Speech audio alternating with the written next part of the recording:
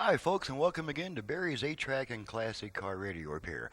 Today's demonstration is going to be on a unit from a 1969 Mustang Mach 1 AM/FM radio. No 8-track, just a straight radio. Customer has requested a modern conversion, and he has requested that we reuse his original connectors, which his car is a common ground speaker system, so using the original connectors forces common ground mode and does not allow the maximum output power that the conversion is capable of. The resultant output power with the customer's existing system will be just slightly more than the original radio.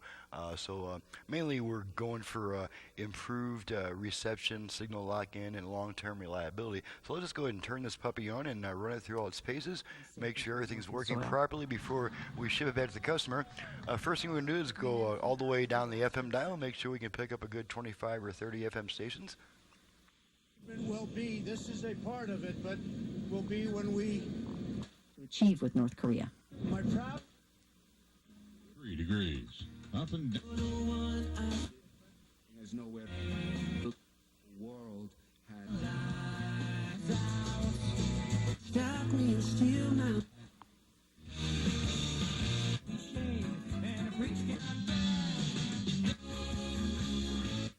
and that is the president. 15 so far. They were very grateful.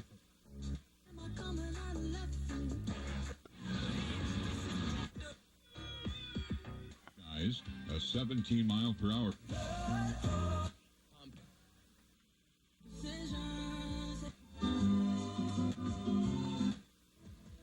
Meeting at the behest of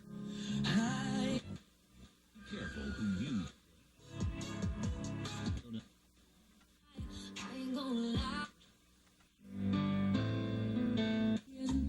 That's about 30 right there.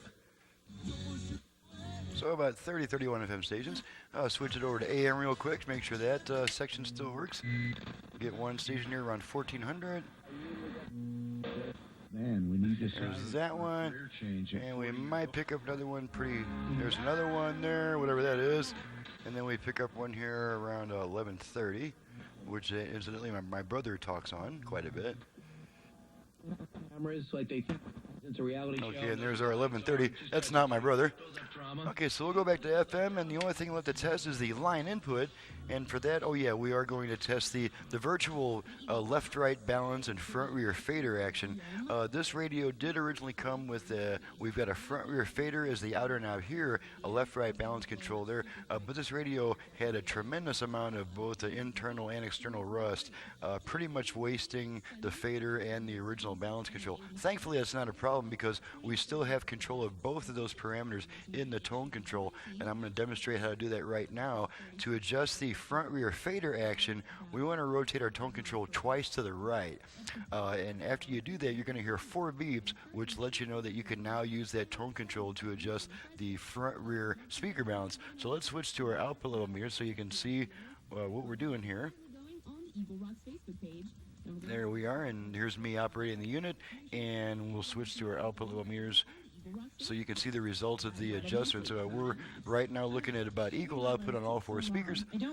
So let's go ahead and rotate our tone control twice to the right to activate the left-right or the front-rear fader action. And let me turn the iris on this unit down a little bit, make it a little bit easier to see. Okay, so turn our tone control twice to the right, listen for 4 beeps. Here we go. Forget about shaving. Okay, there's our 4 beeps, and now this tone control is adjusting not the tone, but the front rear speaker balance. It'll continue to let you adjust it as long as you keep moving the control. Once you're satisfied with the adjustment and you take your hand off the control, it'll wait a couple seconds and you'll hear 1 beep. Let's do that now. 1 beep lets you know that that function is timed out. This is once again just a tone control, and you can readjust it for your optimum listening tone quality.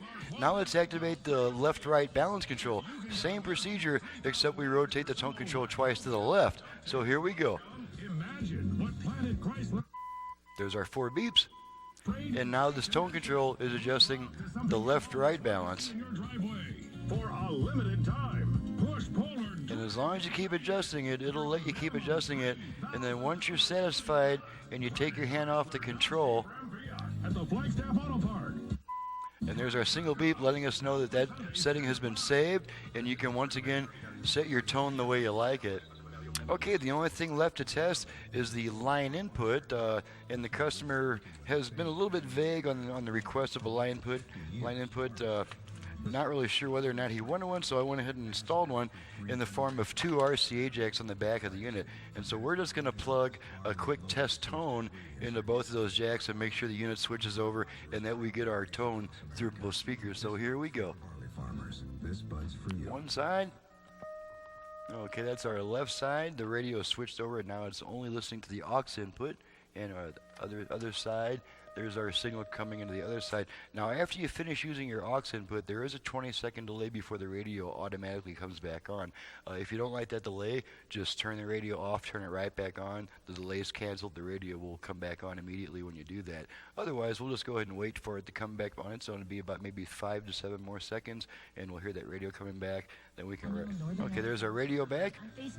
And let's just go back to our regular view of the unit to wrap things up. That concludes the test. Everything's working properly on the conversion job. And now we'll go back to me. This is Barry with Barry's 8-Track and Classic Car Radio Repair. If you have an AM radio or an FM radio or even an AM combination AM 8-track or AM FM 8-track radio that you would like converted to modern electronics, you can reach me at 928-533-9666. Now, you probably won't actually reach me, but you will reach a recorded message that will turn you on to my websites and guide you a little bit better through the process of sending in your radio for service. And my main website is in the description below. If you call my number, you'll get a simplified website that will lead you to my main website if you like, or you can just stay on the simpler website and you can get the whole job finished up and sent off from that website alone. And you can also ask me any questions, of course. Thank you very much for watching and listening. We'll see you next time.